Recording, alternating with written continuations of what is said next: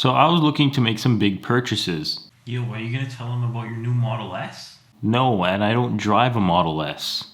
Yo, are you gonna tell everybody about your new Gucci glasses that you've been hiding? No, and I would never in my life buy Gucci glasses. Just doesn't make sense. My regular glasses do me just fine. Anyway, as I was saying, I was looking to make some big purchases, but really and truly, now is the wrong time to do it. That's it? That was all you had to say? Well, yeah, that was literally all I had to say. So anyway, as I was saying, I was looking to make some big purchases. Not like, a house or a car or anything like that, but I was looking at like a gimbal, specifically the DJI Ronin S, to kind of, switch up the content a little bit, right? You can get some more like cinematic shots. I was looking to like incorporate some movement and just in general, just switch up the content. Because if you watch the video from, I think it was like 3 weeks back, you can see it right here. You'll see that, I was feeling pretty unmotivated. The next thing on my list was an Apple Watch because my girlfriend has one and she thinks that, or she said that she thinks that it would be useful for me. The only reason I'm considering it is because I'm already heavily invested in the Apple ecosystem. I use an iPhone, I have an iPad, I edit on a MacBook, and I edit in Final Cut Pro. But I wanted to try one because I wanted to see how useful it could be for me. I know you can answer calls, you can respond to messages, it tracks your daily activity and, a whole bunch of other stuff. But I wanted to see if, the hype was real and whether or not they really are as, useful and convenient as people say they are.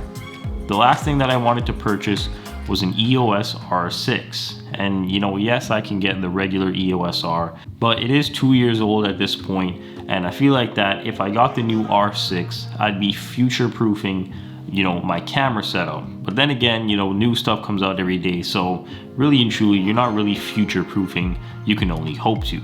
Anyway, the Eos R was pretty lackluster when it came out, only doing up to 4K at 30 FPS and 1080p at 120 FPS. In comparison, the EOS R6 can do 4K at 60 FPS and 1080p at 120 FPS. But then, you might be saying, well, it's only a 30 frames per second difference in 4K. But in reality, those 30 frames, they make a huge difference when it comes to slowing down footage and, getting slow motion and all those other types of things. Now, the downfall for me with the EOS R was, when you were shooting pictures, the maximum amount of pictures that you could shoot per second is, I think it's either 7 or 8. It's something like that. In comparison, my camera that I'm shooting on right now, which is the Canon 80D, can shoot the same amount of pictures with the 7 or 8 FPS, and that came out all the way back in 2016. So you're looking at a 2-year, like the Canon 80D came out in 2016, the EOS R came out in 2018, and you're telling me it's the same amount of frames per second over a 2-year, advancement? That just didn't really, make sense to me. In comparison, the EOS R6 shoots 12 frames per second when, in picture mode, which is how you get, those like stopping the time shots that you see at sporting events. So I guess I should tell you the reason about why now is a bad time to buy, things like that. Firstly, let's start with the DJI Ronin S. It was over a month at this point when, I started feeling unmotivated. So I started looking into gimbals and, other camera gear to kind of spice up my filmmaking and, try to get better at the same time. Then, I was thinking to myself, this Ronin S came out 2 years ago. Let me see if they're coming out with a new one. And just as I check, DJI tweets out masterfully crafted on September 9th, 2020. And it is now September, I think 20th or something like that, and they have since delayed their announcement. They said they're changing it to like October or something like that. So anyway, at that point, I would have had to wait longer to see what they were cooking up over there. Then you look at the Apple Watch, right? And for the past 4 years, the Apple Watch has come out between September 12th and September 20th. And just my luck, due to COVID-19, unless Apple hits it out of the park, it's probably not going to be out in time. And it just so happens that as I was looking at them, like July, August time, and they usually come out in September. But like I said, they're probably going to be delayed due to COVID. So just jumping in right here real quick, that previous part of the video was written before the Apple Watch was announced. But anyway, due to impeccable timing, Apple did once again hit it out of the park, and they did end up coming out this past Friday that just went by, which was September 18th.